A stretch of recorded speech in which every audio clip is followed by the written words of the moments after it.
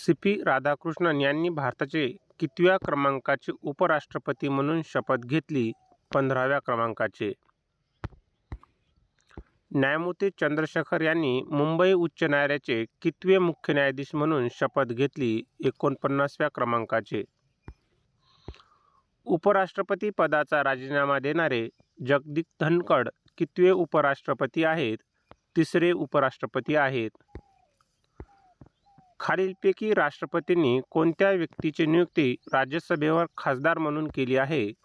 Ujjwal Nikam, Sadanand master, Harshvardhan Shringla, Meenakshi Jain या सर्वांची नियुक्ती केली आहे. भारतामध्ये कोणत्या राज्यामध्ये सर्वाधिक राष्ट्रपती राजवट लागू करण्यात आली आहे?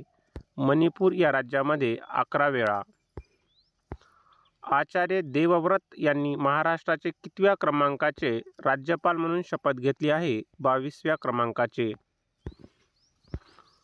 अजय कुमार यांनी संघ लोकसेवा आयोगाचे कितवे अध्यक्ष म्हणून शपथ घेतली? 25वे. ज्ञानेश कुमार यांनी भारताचे कितवे मुख्य निवडणूक आयुक्त म्हणून शपथ घेतली? 26वे.